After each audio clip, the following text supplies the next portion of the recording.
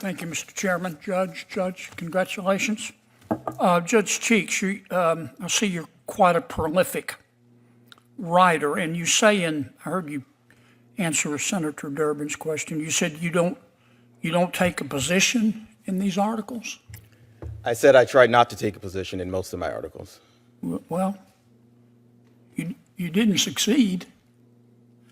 In October 2020, you published an article entitled, "I Can't Breathe." You remember that article? I do remember that article. Okay.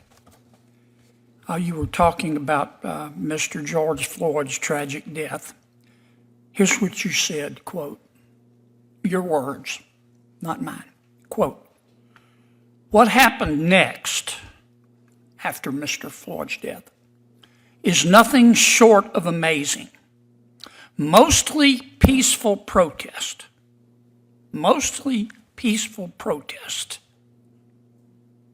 broke out almost immediately in Minneapolis, and the use of excessive force by police officers became the villain in a sea of protesters," end quote. Did I read that accurately? That sounds correct, yes, Senator. All right, and then in October of 2019, you wrote an article entitled "Raising Responsibility: A Concerned Parent's Perspective." You remember that? I do remember that, yes. Did you take a position in that article? I recall my position being talking about how am I going to address issues with my So children. you did take positions, unlike what you told Senator Durbin. What I told Senator Durbin that I try not to take positions. Okay. What's up, family? So today we're talking about something that should make every single American sit up straight in their chair, and we're talking about federal judges, people who get lifetime appointments, people who are supposed to interpret the Constitution, not rewrite it, and people who swear an oath to the same document every soldier, every cop, every elected official swears to. And we got a senator from Louisiana named John Kennedy, who's my favorite, who decided to do something that apparently qualifies as shocking in Washington, D.C. And he decided to read these judicial nominees' own words back to them. And he decided to hold up published articles, podcast transcripts, public statements, things they wrote with their own hands and said with their own mouths, and asked them a simple question: do you still believe this? And the way these nominees responded, the way they squirmed, the way they tried to lawyer their way out of it, of their own written sentences, tells you everything you need to know about how we got here as a country. So let's break this down from the top. We got two judicial nominees sitting in front of the Senate Judiciary Committee. Now, understand what that means. These are people nominated to become federal judges, lifetime appointments. They will hold that seat until they die, retire, or get impeached. And we all know how rare impeachment is for judges. So whoever gets confirmed is going to be making decisions that affect your life, your family, your community, your rights, your money for decades. So you would think the bare minimum requirement would be that they actually believe in the Constitution they're swearing to uphold. And you would think so, but John Kennedy pulls out this nominee's old writings and starts reading. And what does he find? This nominee had written that the Constitution's original political system excluded women and people of color. Now let's start right there. Is that historically true? If you're being technical, yes, the original framework had limitations that were later corrected through amendments. That's what amendments are for. That's literally why the 13th, 14th, 15th, and 19th amendments exist. The founders built a system that could improve itself over time. That's the genius of it. But here's what this nominee was actually saying.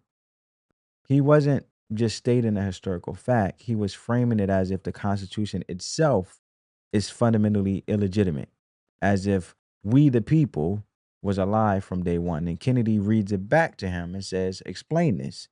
And he starts backpedaling. He starts softening. He starts saying, well, that was taken out of context. That was earlier in my career. My views have evolved. And Kennedy looks at him and says, good try.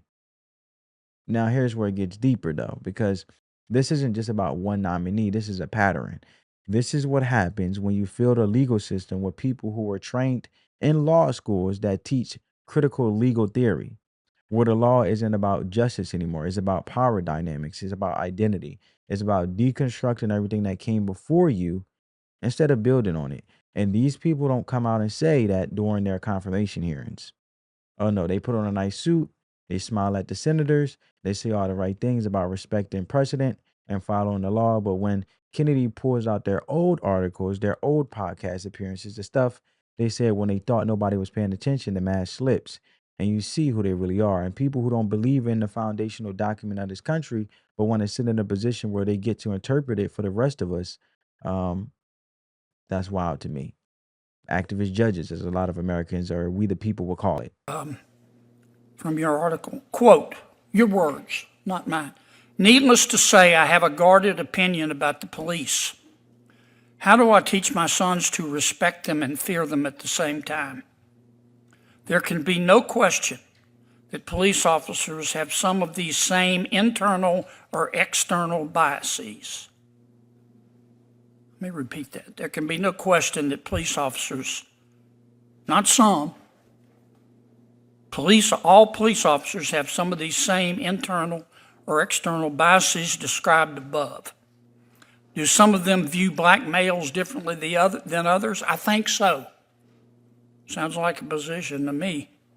Do some think black males are more dangerous than others? I think so. Did I read that correctly? Yes, you read that correctly. All right, now, and then in May of 2019, you remember writing an article for a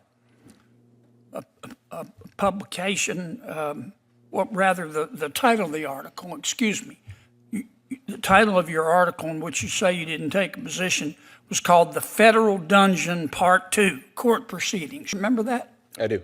Okay. And you were talking about, it was then under President Trump, not President Biden. The Department of Justice then had a zero tolerance for illegal entry into the United States, because that, of course, is the law. And this is what you said about that. Quote, technically, the law was broken, but these particular defendants, poor, hungry, hardworking, and not dangerous, deserve a pass from prosecution. End quote. Saying that illegal immigration should not be criminalized is a position, is it not? It is. What I'd like to add is that everything that I wrote while I was an advocate, not a sitting judge. Oh, I see. That's a difference. Did you that mean it when you wrote it? When I wrote it, Did you mean it? I meant it when I wrote it because Okay, but you don't mean it now? I do not mean it now. So if you Right take now. off your advocate hat today, do you have your advocate hat on today? I am no longer an advocate. I'm a sitting magistrate Okay, judge. so you don't tell the truth when you're an advocate, but you do when you're not? Is it okay to lie if you're an advocate? I don't follow the question. I think it's pretty clear, and I think you follow it. Yeah, you're playing dumb. But let's talk about it, right? Because when you look at it, he asked about race, John Kennedy, policing, legal immigration, gender, the whole progressive checklist. And every time he got the same runaround. Well, Senator, that's not what I meant. Senator, my views have matured. Senator, I was writing from a different perspective back then. An advocate. And Kennedy just kept reading, page after page, as you see, receipt after receipt. And here's what makes John Kennedy effective in moments like this. He's not a screamer. He's not a circus act. He's a United States senator with a law degree from Oxford who talks like a Louisiana farmer. And that combination is deadly because these nominees come in expecting to outsmart him with legal jargon. And he just holds up paper and reads their own words back to them. And you can't outsmart your own signature. And if you zoom out for a second, because this hearing is a symptom of something much bigger, we have a system now where elite institutions have been churning out graduates or passing graduates who are really good at saying the right things in the right rooms, but don't actually believe in the country they're serving. They have degrees, they have credentials, they have went to the right schools, they clerked for the right judges. They checked all the boxes, but they never stopped to ask themselves, were they actually believing in the system they're about to preside over? Or rather, they actually believe in the system they're about to preside over. And this is where I want to connect this to something uh, we deal with every single day. You look at your city council, you look at your mayor's office, you look at your school board, you look at the police department, you look at the court system, and what do you see? People who got there not because they're competent, but because they're connected. And people who went through the motions, got the degrees, shook the right hands, and now they're making decisions that affect your property taxes, your kids' education, your safety, your rights. And they don't answer to you. They answer to the system that put them there. And it makes you question the whole setup, doesn't it? We spend billions of dollars on higher education in this country, and we tell young people to go to college to get a degree, and that's how you succeed. And what we produce is a class of people who are really good at sounding smart, but not necessarily being smart. People who can write a law review article using 50, 50-cent words, right? But can't tell you what happens to a small business when a city council passes a zoning ordinance or, a zoning area without studying the economic impact. People who basically, people who can quote Michael Foucault and Jacques Derrida. And for who you don't know who they are, for those who may not know, they're basically philosophers, French philosophers. They're both French philosophers. Michael Foucault, he was a philosopher who died in the 80s. His big idea was that power isn't just about who's in charge. It's hidden language, institutions, and what society decides is normal. So prisons, hospitals, schools, even what we call mental illness, quote unquote, he argued those are tools society uses to control people. A lot of modern activist thinking comes from his work, right? Where you can remix the definition of things that what's beneficial to you. So then you can look at it like you're being an advocate. And that's why you see John Kennedy basically calling his advocacy out of being fake or fraud. And then you have Jacques Derrida, who's also a French philosopher, like I said, died in 2004. He created something called destruction. The idea was that language can never really mean one stable thing. Every word or text has hidden contradictions. So when you look at it, nothing really has a meaning because there's a contradiction to it where you can actually bend the meaning of it based on a contradiction within that meaning.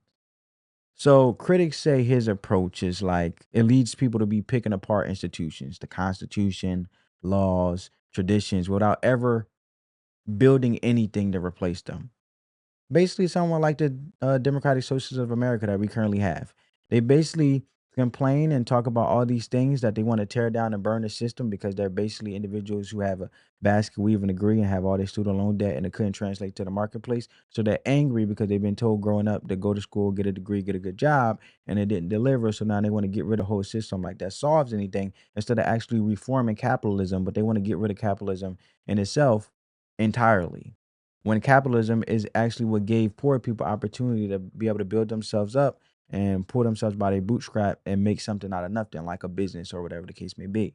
So I'm saying all that to say that now they're basically picking apart institutions, like say, for example, the executive branch, legislative branch, judicial branch, and this Democratic Socialism of America, DSA, like the Jerome Mudamis, and people like them, part of this movement that's currently taking place and trying to, and taking over the Democratic Party. They want to get rid of the presidency. They want to get rid of the Supreme Court, and they want to get rid of the military, uh, get rid of prisons, abolish prisons, don't fund the military anymore, get rid of borders, and basically keep the Senate where they pass policies to basically form your life and shape your life in form of control, which then it comes off as socialism that everybody's equal and nobody should be better than the other or no person should succeed. And if they succeed enough, then you need to spread your monies, for example, financially, you need to help pay for the next person.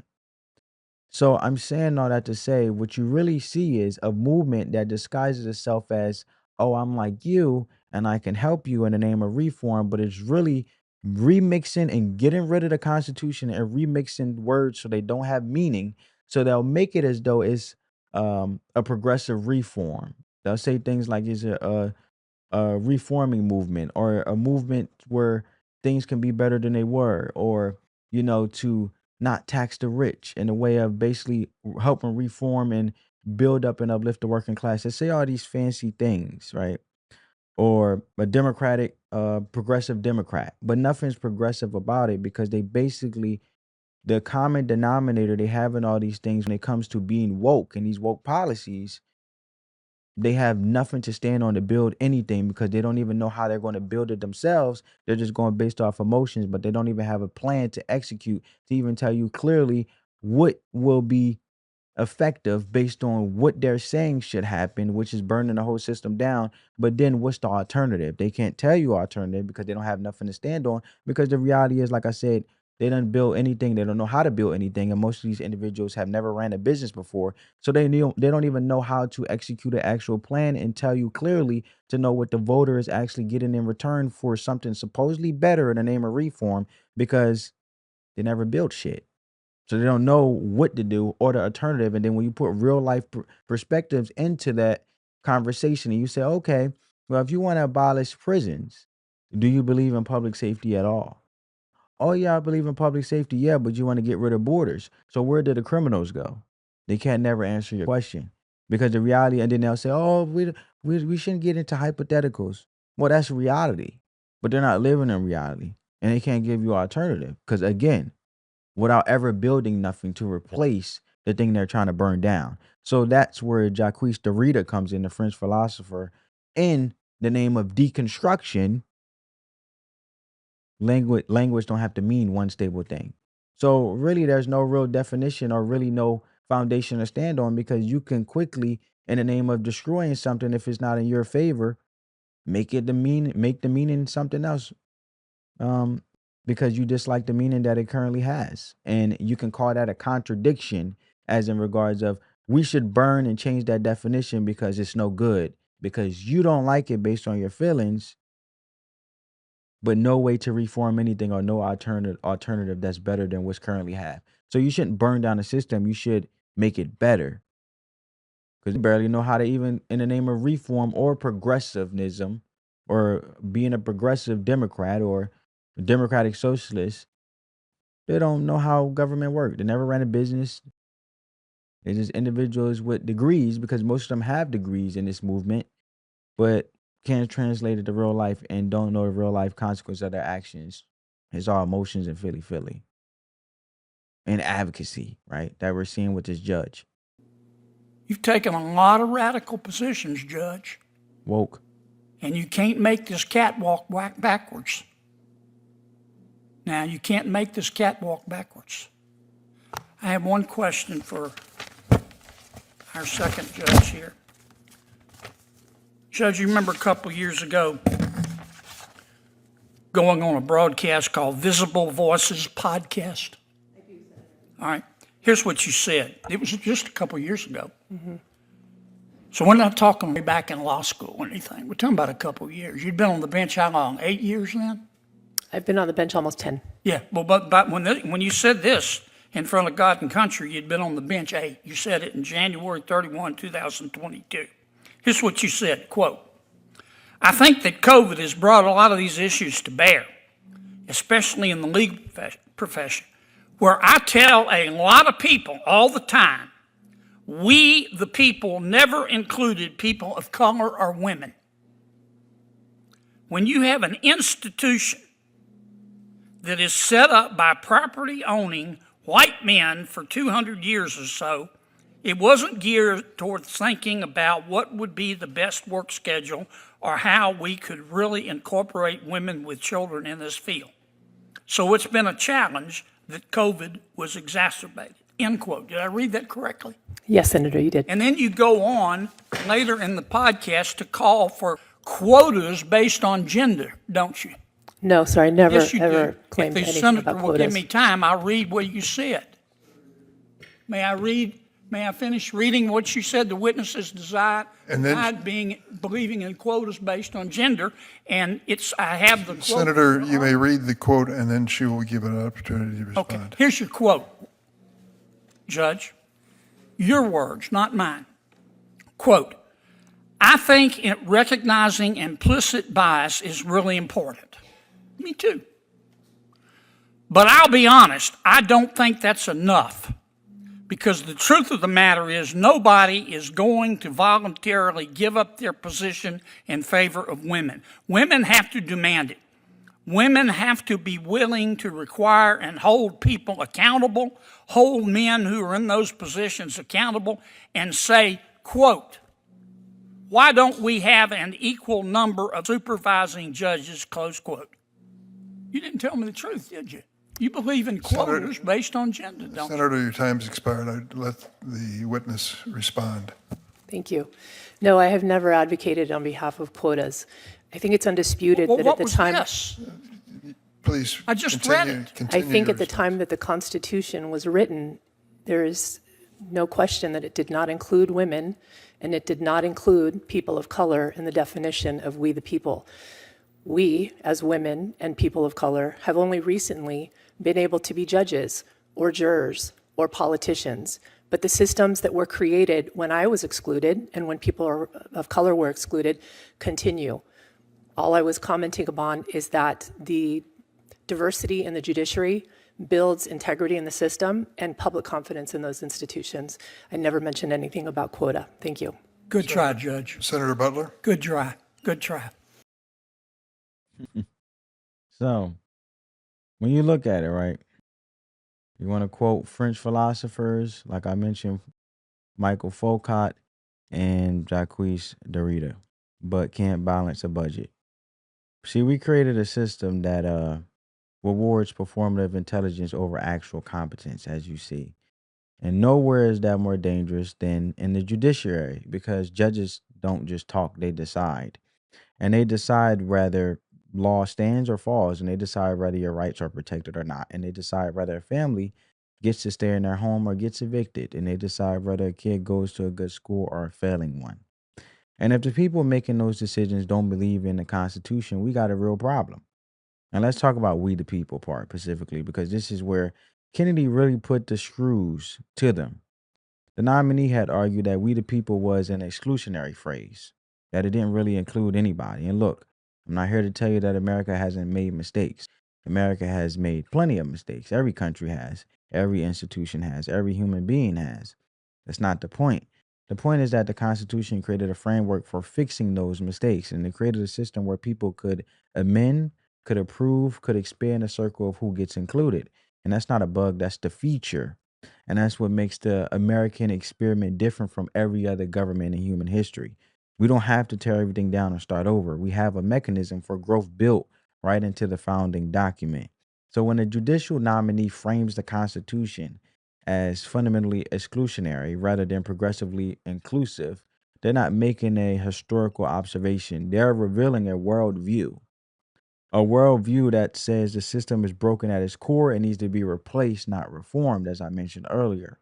And that worldview is disqualifying for a federal judge. So this connects to something bigger that you guys need to understand as we're having this conversation, families, that there's a reason these judicial nominees say one thing in their writings and another in their hearings. Is because they know their actual views won't survive the confirmation process. So they say what they need to say to get confirmed, and they hide the ball, they play the game, and then once they get that lifetime appointment, the mask comes off and they start ruling based on the same worldview they were hiding during the hearing.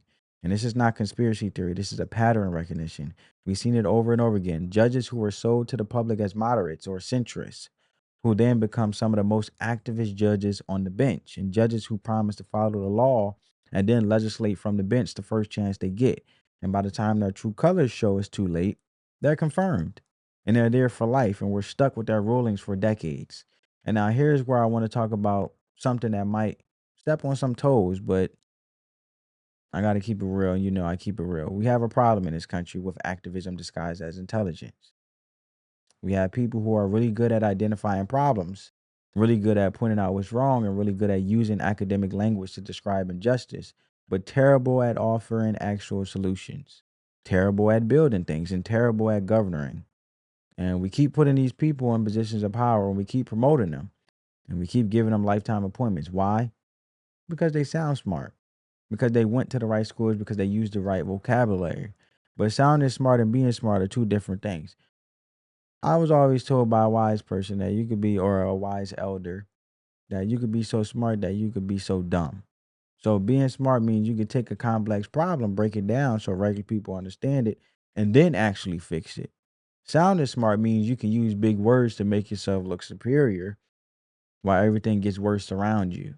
And the judicial system is full of people who sound smart.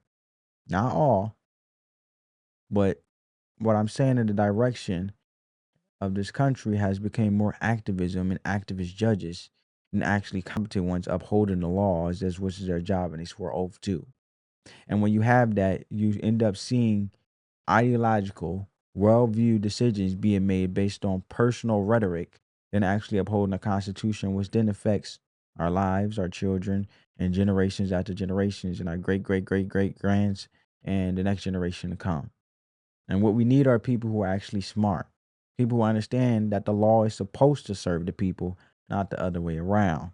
And this is why John Kennedy's performance in this hearing matters, because he's doing something simple but powerful. He's holding people accountable for what they actually said, not what they're saying now that they're trying to get a promotion, what they said when they thought nobody was watching. And that's the real accountability. That's the kind of oversight we need more of. Not senators reading prepared statements written by staff, not softball questions designed to make both sides look good. Actual, real, uncomfortable questioning that forces people to answer for their own words. And that's what we saw here. No matter how many times you may have thought from, these French philosophers that I mentioned the two earlier, of the influence of basically uh, deciding under hidden language what you want to remix a word to be and what you want to decide is normal. And then another version is destruction, where you basically want to take the idea and basically say, well, the Constitution doesn't just mean one thing. There's plenty of times where I have been excluded and people of color. Now you're using a contradiction to define the Constitution to make it mean as though the Constitution doesn't mean what it means when it comes to upholding the law, is my point. So this actual real uncomfortable questioning that forces people to answer for their own words. And that's what we saw. The nominee had no good answer, because there's no good answer when your own words contradict your current position. The same way she's trying to use the Constitution to contradict itself, but she can't even explain what the hell she means. So you can't walk it back without admitting you were wrong. And these people never want to admit they're wrong, because admitting you are wrong means admitting your whole worldview might be flawed. And let's talk about what this means for everyday Americans, because that's what we should care about, family. And I care about, making sure you get the value out of this video and having a productive conversation, not telling you what or how to think. You're sitting at home watching this, you're working your job, you're paying your taxes, you're trying to raise your family. You see these hearings and you think, who are these people? Who are these nominees coming in here telling us that they want to be judges when they don't even believe in the country they're supposed to serve? And you're right to ask that question, and you're right to be frustrated, because these aren't abstract debates. These are the people who will decide whether your Second Amendment rights stand, whether your religious liberty is protected, and whether your business can operate without being regulated into bankruptcy, and whether your children are taught patriotism or critical theory in public schools.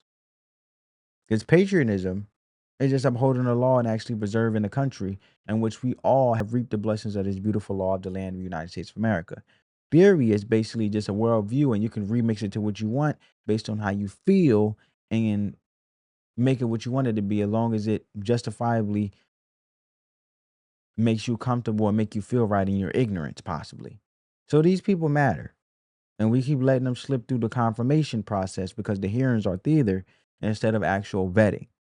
So what do we do about it? What's the takeaway? The takeaway is that we as Americans need to pay attention.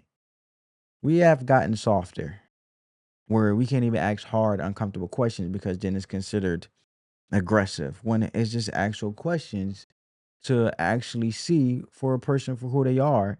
And I was always told from my father that if you hear a person talk long enough, they'll tell you who they are. So what's the difference between asking an uncomfortable question? Because through discomfort, you'll really see who they are. And it wouldn't be uncomfortable, because the truth, through truth and conviction, will basically show what they stand for, and they will not drift away from it or try to remix the definition or try to create a contradiction based on the basis in which they initially said before, and can't walk back nothing they said, because the whole thing they said was flawed in the first place. So we need to hold our elected officials accountable for who they confirm.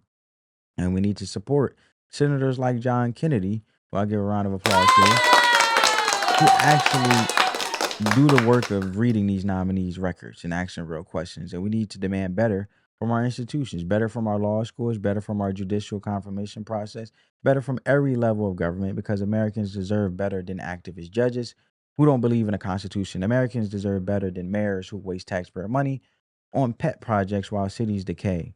Americans deserve better than police departments that protect their own instead of serving the community. And Americans deserve better than court systems stacked against working people. Americans deserve better than surveillance systems like flock cameras that get installed without a single vote from the people they're watching. And America deserves better than all of it. And here's the thing, it's not complicated. The solutions aren't hidden in some secret document that only elites can understand. The solutions are right there in the Constitution. Limited government, separation of powers, checks and balances, due process, equal protection. These aren't abstract concepts. These are guardrails. They exist to protect us from the very thing we're watching happen in these confirmation hearings. People with power who don't believe in the limits on that power. That's the whole reason why we have the separation of powers and the Constitution exists. The Constitution is the problem. The problem is the people who don't believe in the Constitution trying to interpret it. And until we fix that, we're going to keep getting activist judges, corrupt politicians, and a government that serves itself instead of the people, which is why I do what I do, because I want to put people over party and hold accountable these corrupt acts, politicians, and things in regards of that's taking place and putting party over the people when these are public officials who are supposed to be serving the people. So clearly they need to be reminded, which is why I do what I do, and upholding the Constitution to hopefully give you guys some type of educational basis to explain and break down these things in an easy, simplistic way, but also help you to understand where these mindset come from. Because I always like to understand, why does a person think the way they think and what have led them to think the way they do? And is it right or is it wrong?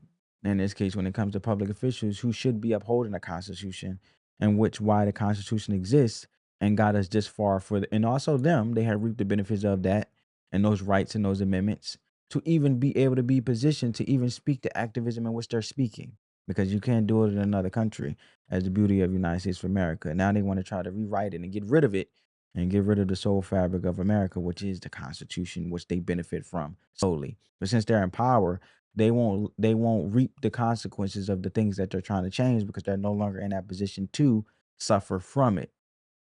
Ignorance, power, greed, selfishness. Now let me leave you with this one last thought before we wrap up. Every time you see one of these hearings, every time you see a nominee dodging questions, every time you see a politician giving a non-answer that sounds good but says nothing, remember what you just watched here. Remember that John Kennedy had to do the work himself. He had to pull the receipts. He had to read the articles. He had to hold up the pages. Nobody did it for him. That's what accountability looks like. And that's what we need more of at every single level of government, not just in Washington, in your state capitol, in your city council, in your school board, in your local court. We need people willing to do the work, read the receipts, and ask the hard questions, because at the end of the day, the system only works when the people operate it with integrity. And integrity starts with being honest about what you believe, something these nominees clearly weren't ready to do. So after watching what happened in this hearing, do you believe the judicial confirmation process is actually vetting these nominees properly? Or is it just theater for the cameras? I want to hear what you think. And now let me leave you with a scripture that fits perfectly. 1 Samuel chapter 16 verse 7 says, "But the Lord said to Samuel, do not look at his appearance or at the height of his stature, because I have rejected him. For God sees not as man sees, for man looks at the outward appearance, but the Lord looks at the heart." Here's why this fits. These nominees came in looking the part, right? The right suits, the right answers, the right tone. They checked every box on the outside, but John Kennedy wasn't looking at the outside. He was looking at their heart. He was looking at what they actually wrote when they thought nobody was reading. And that's what we need to do as people. Stop being impressed by resumes and credentials and start looking at what people actually believe, and stop letting people hide behind fancy degrees and start holding them accountable for their actual words and actions. And for those of you who aren't spiritual, here's the life wisdom. A polished presentation and an impressive resume can hide a lot of problems.